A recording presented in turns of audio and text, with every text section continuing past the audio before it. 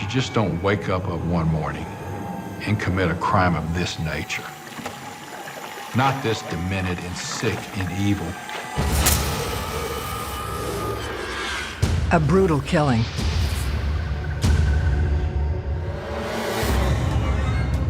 An innocent young girl should not have to worry about being murdered in her own apartment. A dark mystery with multiple suspects. There was this kind of bad blood between them. He was a registered sex offender. He paints himself as a great guy, but he's lying, he's lying, he's lying. The truth will be revealed. He is a walking time bomb. He is just incredibly dangerous. Every day in North America, dozens of people are murdered. The key to solving the toughest of these homicides lies in the final 24 hours of the victim's life. To crack the case, detectives must reconstruct that critical timeline. The minutes and hours containing evidence that can help unlock the mystery and catch the killer.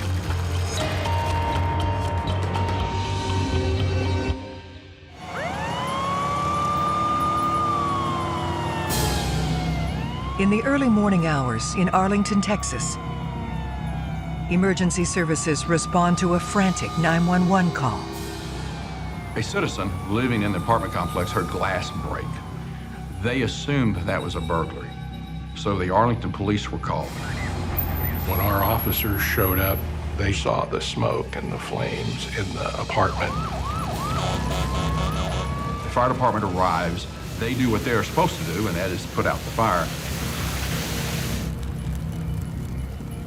Once the flames are extinguished, the true horror of the scene is revealed. The apartment was destroyed. It was a mess. I went into the bedroom. There was a young woman laying on her back on the bed.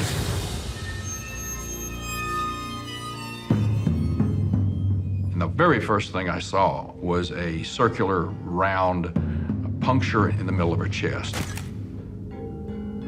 It was clear to me that there's a stab wound. She was burned enough to not be recognizable, but not to the point that it concealed the injuries that we found. She was lying on her back on a bed, and that part of her in contact with the bed was relatively spared from the heat. Right away, we're going to treat it like it's foul play. The Tarrant County Medical Examiner's Office had the responsibility for positive identification, and they were able to do that with dental records. And that's what led to the discovery that it was Missy Grubaugh. She was 19 years old, 2.5 weeks from her 20th birthday. Arlington police detectives Tommy Lenore and John Stanton are tasked with finding her killer. In order to catch the assailant, you want to know about your victim. So I learned a lot about Missy right off the bat. As a father myself, she is the daughter every father would want. She was a wonderful, wonderful kid. She was a freshman at the University of Texas at Arlington. She was an honor student from a nearby high school. She was also in the band. She had very strong religious beliefs. A young lady with incredible integrity.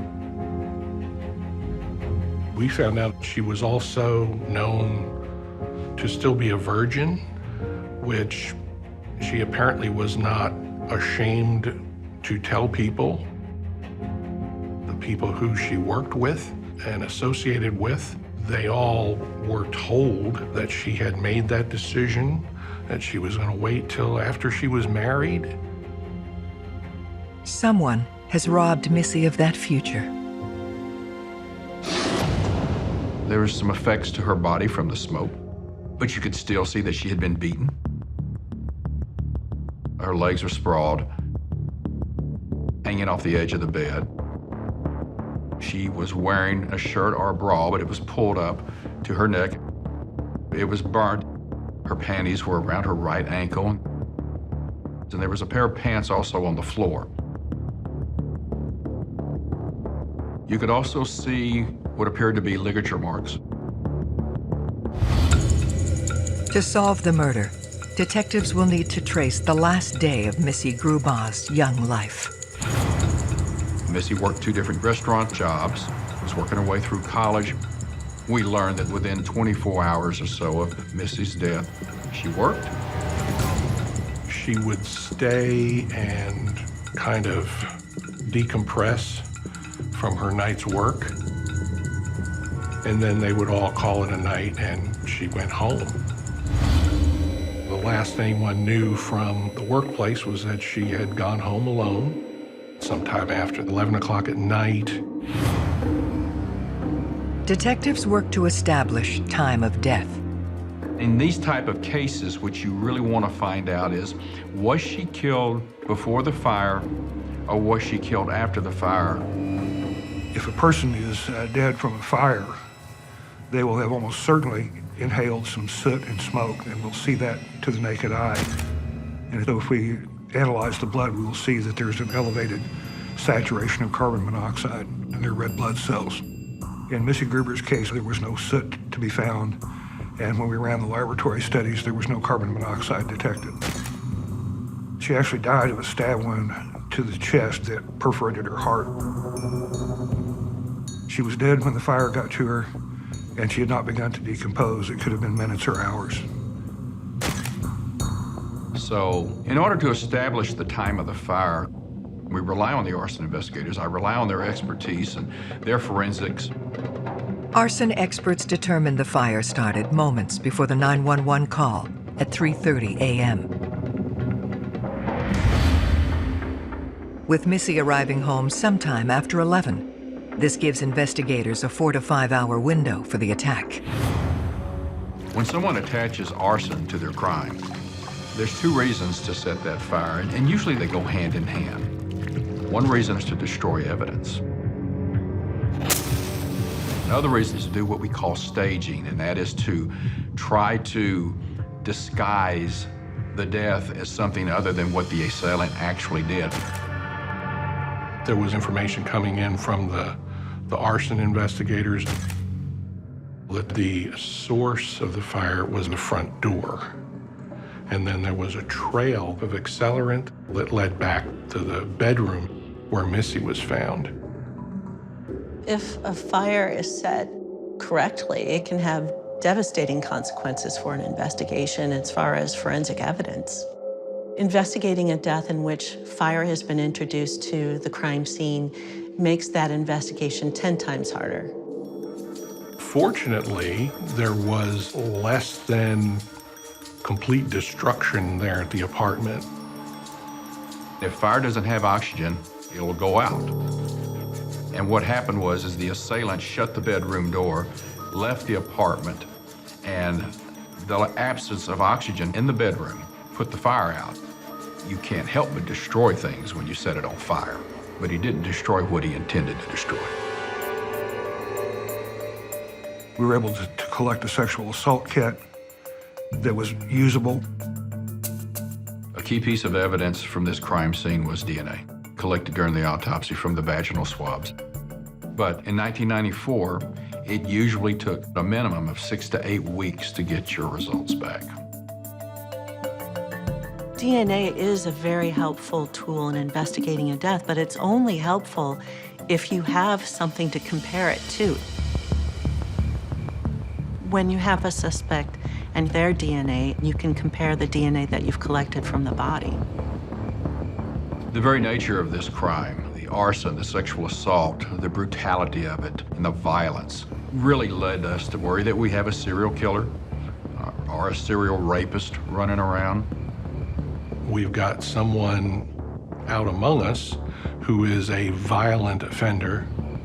You've got a bad individual out there, without a doubt. But what we find is people who stage crime scenes, especially with arson, they were always either associated or related to the victim. There did not appear to be any forced entry that gave us some direction as to maybe this is an associate of Missy's. The careful work of forensics uncovers a key clue. We actually found some letters in her apartment. The letters were of a romantic nature. From reading it, you could tell this was a male. They were seemingly like boyfriend-girlfriend type letters. You could also see in the body of these letters that she was battling with her abstinence. You could see Missy was confused. You know, she wanted the romance, and she didn't know if this individual was going to settle for the limitations. She went a little too far with him, or was going to go a little too far with him, and she was feeling bad about that. The letters also expressed anger and maybe a little animosity towards Missy. Well, they were breaking up. We identified the person who was corresponding back and forth with Missy on these letters, and his name was Ivan. Detectives learned that Ivan and Missy were co-workers at the restaurant. This guy was a very primary person for us right away. We did a background check on Ivan. We found that Ivan was a registered sex offender. Ivan was convicted for having a sexual relationship with a minor. The fact that Ivan did have a criminal background, the fact that there was a little bit of a volatile nature to their relationship, it's certainly a red flag. Some people have a very hard time letting go of someone they're involved with, and they would rather see that person dead than with somebody else. This makes him a really good suspect because that horrible sexual assault and brutal crime could simply have been triggered in an explosion from him.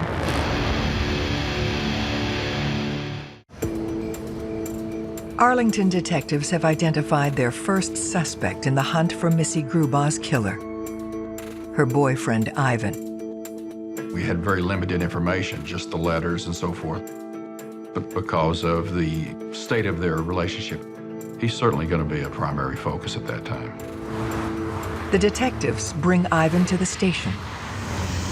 Ivan's demeanor was very polite. He was very open, somewhat preppy, soft-spoken. Was certainly not a gangster or a tough guy. He seemed just somewhat, actually, to the point where he was rather meek. You could tell Ivan had feelings towards Missy, but he was also upset. Despite their strained relationship, Ivan swears he had nothing to do with Missy's death. Ivan said he respected Missy. He was leaning more to terminating the relationship as opposed to pursuing it. He wasn't aggravated. It was basically fading away on his part. Missy did not want it to go away. He did. Ivan tells Lenore he was home alone on the night of her death. Ivan did not have an alibi for his whereabouts during the time frame that Missy was killed.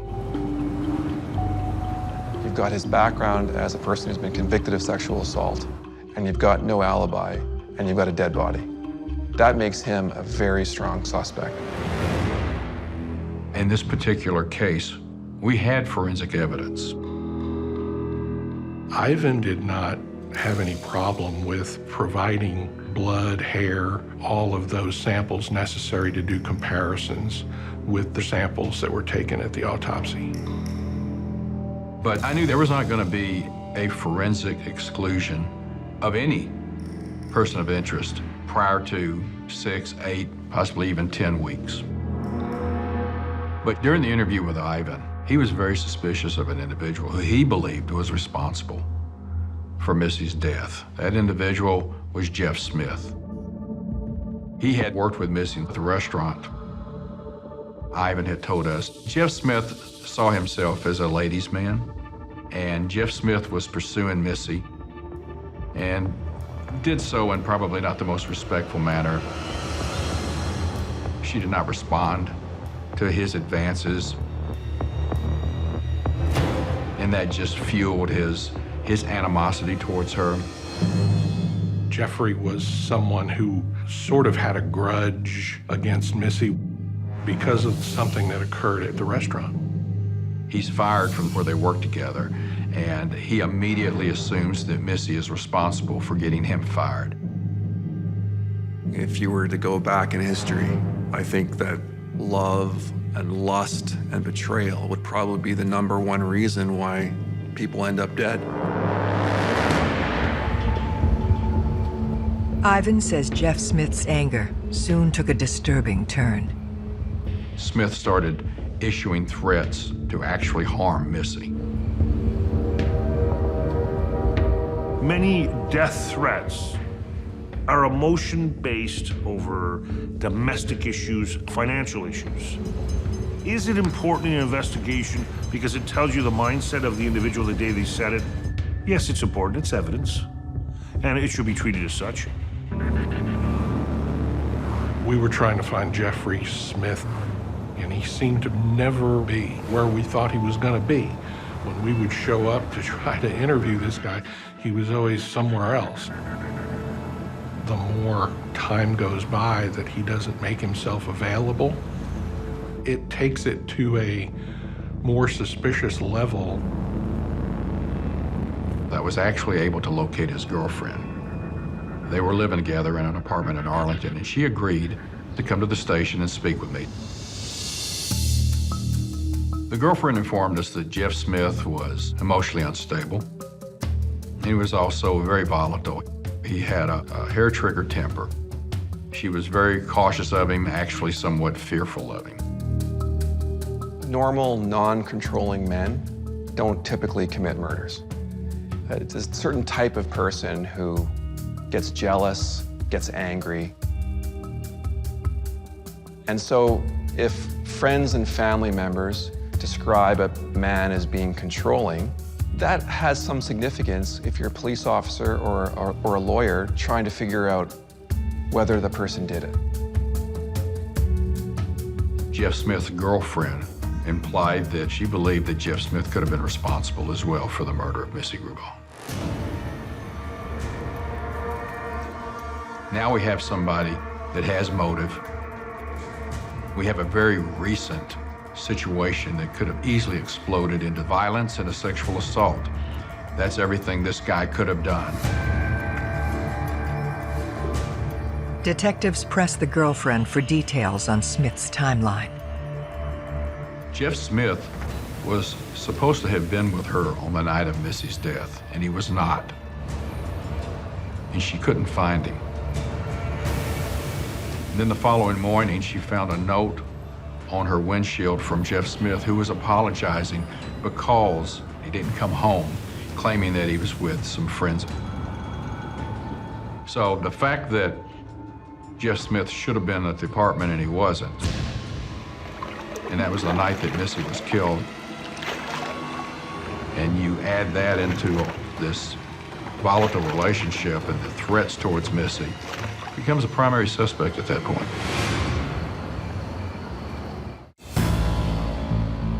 Jeff Smith's girlfriend has given police enough to make him the prime suspect in Missy Grubaugh's murder. The additional information that Jeff Smith was supposed to have been with her on the night of Missy's death, and he was not, added fuel to that suspicion. I started thinking that we may be pretty close. After days of chasing him, his girlfriend helps detectives track him down. I think the best way to describe him is a con man wannabe. He was cocky, he thought he was cool, he thought he was a smooth talker, thinking that he's gonna sit in there with me and just blow smoke all day long and I'm gonna believe it. Jeff Smith downplayed the alleged threats and so forth towards Missy. Matter of fact, he turned it around and said that she was the one pursuing him. She was the one who had the hots for him, which I knew was an absolute lie. Jeff Smith denied any allegation of being violent and volatile. I mean, he paints himself as a great guy. I'm a good guy. Sure, I have problems like everybody else, but no, I wouldn't hurt anybody. Whoever's telling you this is just feeding you a bunch of bull. I don't think there were two words that came out of Jeff Smith's mouth that I believed. We have someone who is violent towards women, We have someone who wants to be controlling towards women. We have someone we definitely know does not like to be rejected by women, which makes him a really good suspect because sexual assaults are power plays. I can picture him as the kind of guy that thinks he's smarter than the police. So he's the guy that's gonna set the fire and fool us and send us off in another direction. However strong the detective's suspicions, everything hinges on where Smith was the night of the crime. Jeff told me that he was with his girlfriend that night, after midnight. I knew he wasn't because the girlfriend said otherwise. That just solidified what I knew about this guy, and that is, he's lying, he's lying, he's lying. What's interesting, though, is he does agree to give me his blood and his hair and his saliva, knowing that it's going to be compared to the sexual assault examination of Missy Grubaugh. I've had guilty people over the years cooperate. The bad part about that, we don't know the answer for 6 to 8 weeks down the road. So I continue the investigation, working on my victimology, wanting to know more about Missy, wanting to know more about what her lifestyle was. Who could have done this? Detectives learn that a colleague from the restaurant stayed with Missy in the weeks prior to her death. His name was Charles. Charles, frankly, is probably one of the closest to Missy that we knew, other than Ivan. He was kind of down on his luck, didn't have a lot of money, needed a place to stay, and Missy, having the incredible big heart that she has, she actually allowed him to stay with her at her apartment, and he slept on the sofa. Charles soon takes advantage of Missy's good intentions. Charles steals the money out of her tip jar. Missy, being the good and wonderful kid that she is, she's also not going to put up with anything as well. She called the police department. The Arlington police made a report, and they actually issued a warrant for his arrest for theft. And Charles fled. We believe that he was still in Arlington at the time of her death. Obviously, the motive here is revenge. And he is certainly an individual that we need to find and talk to. But of course, we're on edge because we don't know where he's at. We found out that he's reportedly fled Texas. If you're already focused in on an individual and they disappear or take off somewhere for an extended period of time, it would be of great interest to me if they were a suspect. The person has a lot of explaining to do as to why they didn't commit the murder. Police now have 3 of Missy's work colleagues, all under investigation. At this stage, Jeff Smith is still my primary suspect. We certainly are interested in waiting on lab results to come back on Ivan. And we would like to catch Charles, who is a fugitive. But we don't have forensics on him because we haven't had the opportunity. Good police detectives will keep an open mind. If there are numerous suspects, you've got to investigate each of them equally with the hopes that at some point in the investigation, you're going to catch a break against one of them. I go by the belief that you just don't wake up one morning and commit a crime of this nature. Not this extreme, not this demented and sick and evil. We want to be able to efficiently and effectively find out who this offender is. As bad an individual as this person is, they need to be removed from the general population, and I'd like to keep them away from my son and daughter as well. What happens next takes everyone by surprise. Jeff Smith kidnapped his girlfriend. You leave the police department, you're telling me what a great, wonderful guy you are, and now he kidnaps his girlfriend. I mean, this guy is just out of control, but he's out of control in a very violent, felonious way. He is a walking time bomb. And if he's capable of doing what happened to Missy, he can do it again, especially now, because now he's really just incredibly dangerous. He was a fugitive, nowhere to be found. And he's a wanted felon, so to say that we were on edge is an understatement. And to say that there was an urgency to find Jeff Smith is an understatement. Before Smith can be found, his terrified girlfriend surfaces. He did eventually release her, but he didn't turn himself into the police. We found out that the girlfriend is okay, but in speaking with her, we were not able to get any information that would have led us to Jeff Smith's whereabouts. Trying to find him was very difficult, and he was in a lot of trouble for what occurred. At this stage in an investigation, when you have a primary suspect and you feel very comfortable that you're looking in the right direction and you can't lay hands on them, knowing how volatile they are, we had an investigative team that collectively was focused on getting Jeff Smith apprehended. As the manhunt continues, the DNA tests on Jeff Smith and Ivan return. Both are negative.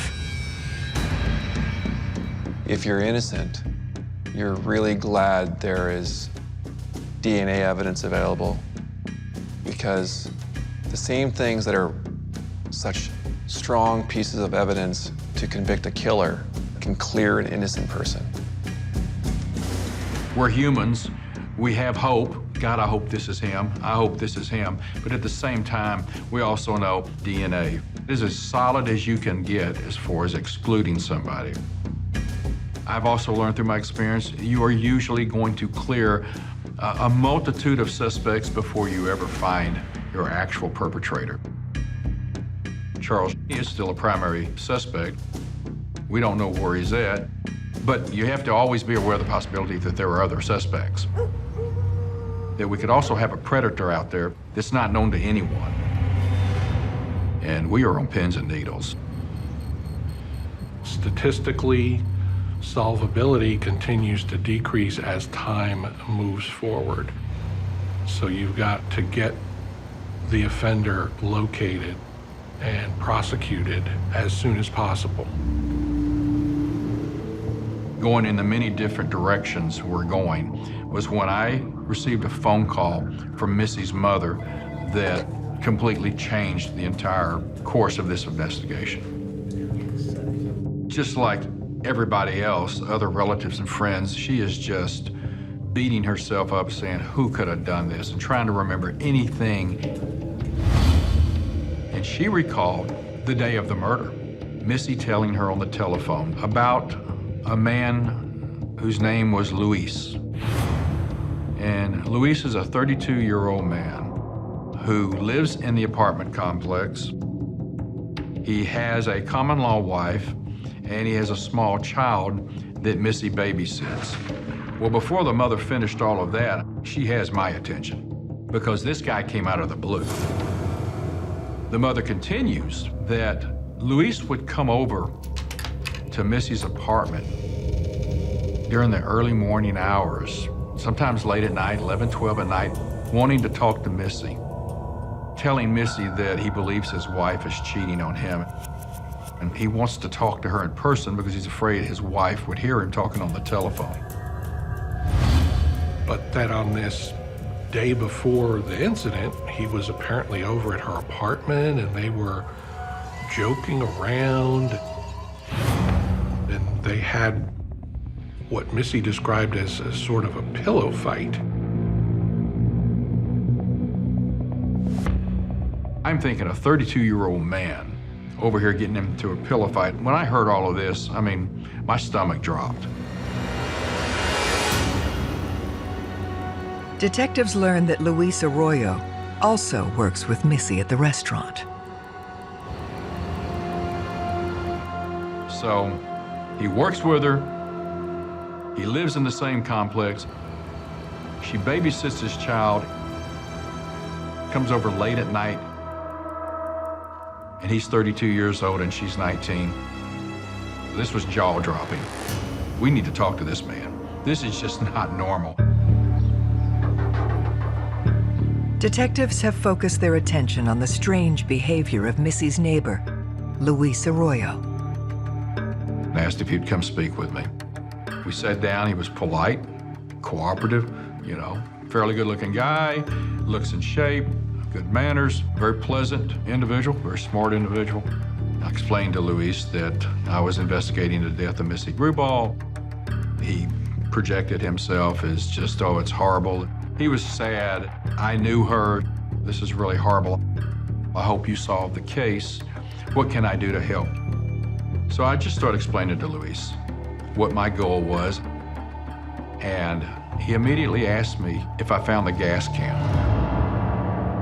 The cause and the origin of the fire was not public, all right? No one said anything about a gas can. No reason he should have known that. When somebody tells you that they have information that's more than what you would read in the morning newspaper, you need to sort of take another tactic and look at this person in a different way.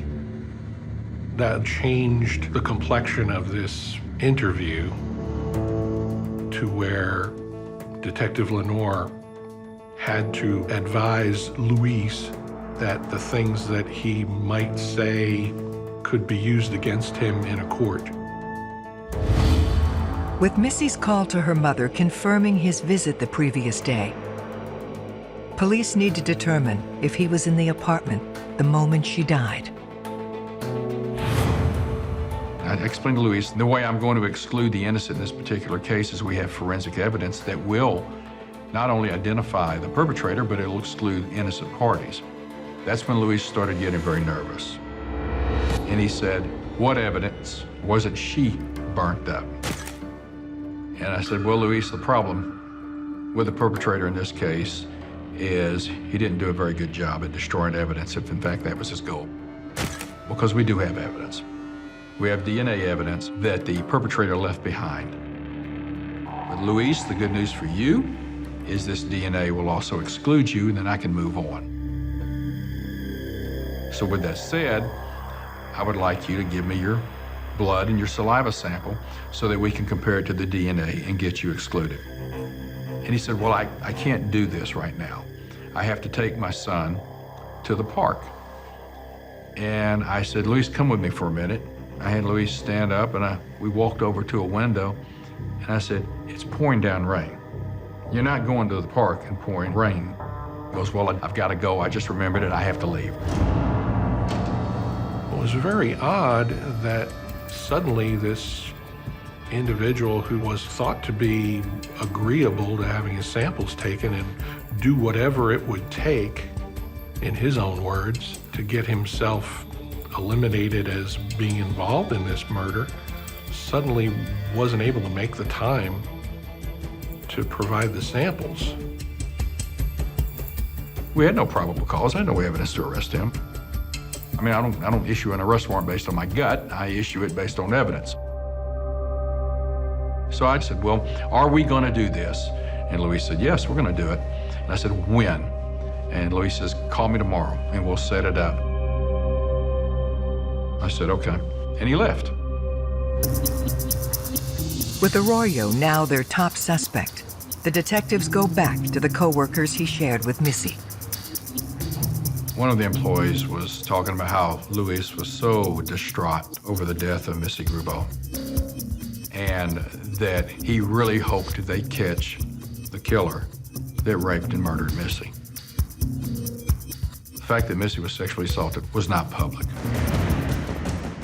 It wasn't revealed to Luis Royo when I interviewed him that day. We just simply said we have DNA and that it wasn't burned up. That can be anywhere. That could be anything. But he specifically said to co-workers that she was sexually assaulted. Only the killer would know that. When police visit Arroyo's home, they hit another problem. He had left. And at that time, his wife wasn't sure exactly where he went, but that he'd gone out the previous evening and she hadn't heard from him since then. I had to explain to her, listen, I'm investigating the murder of Missy Grubaugh. I need to speak to Luis because he knows her. She babysits y'all's son. Because of that, he's a suspect. What can you tell me about that night?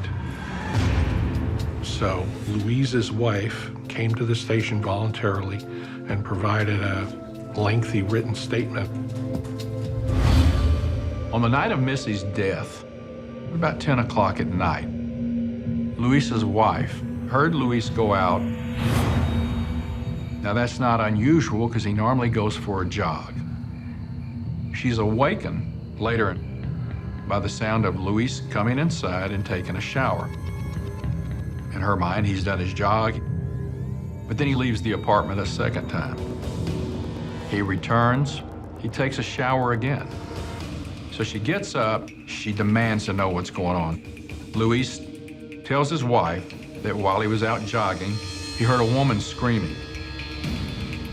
Running in the direction of those screams led him to an apartment.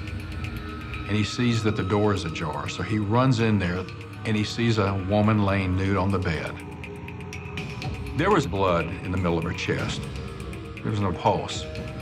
So he attempts CPR, but he couldn't stay there because the smoke and the fire was so overwhelming. And he told his wife, I believe that was Missy, who I saw. He didn't call 911. Why would you not call 911 after you've seen all of this? All of this was very suspicious. The bond between a husband and a wife, that's tight. And by nature, even in illegal acts, they'll want to cover for their loved one, or they'll want to protect them. I have to ask myself, well, why didn't the wife come to me and tell me this the day of the murder? Was it denial? And so as I'm explaining to her what we know, I believe that during the course of that interview with her, she just realized, my God, he did this.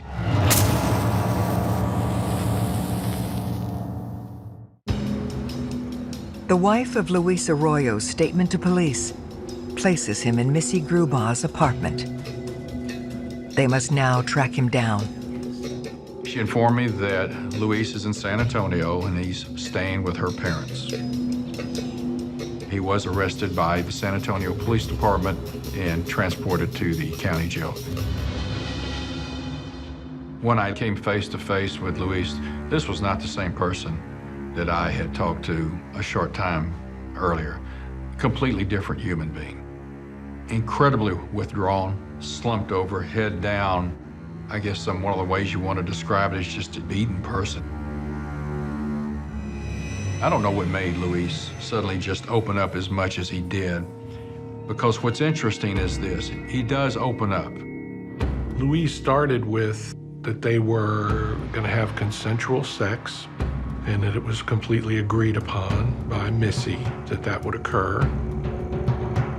He claimed that it was a tender, wonderful moment, which we know to be absolutely hogwash. That didn't happen. He had found the knife, which was just a kitchen knife. We pretty much allowed him to indicate where he stabbed the victim. Then he puts on what I believe is this show of falling on the floor and crawling around and acting like you're losing your mind. That was just a show. With all that said, he provided enough to solidify and to support evidence it was him, that he did do it. With Arroyo's confession in hand, detectives put together everything they know of the events leading up to Missy Grubaugh's death. At approximately 10 p.m., he leaves his apartment under the pretense of doing his jog. After 11 o'clock, he goes to see Missy. He knocks on the door. He does that all the time. She's not alarmed by it. She allows him inside. And during the time Luis Arroyo is in that apartment with Missy Grubaugh, he rapes and murders her.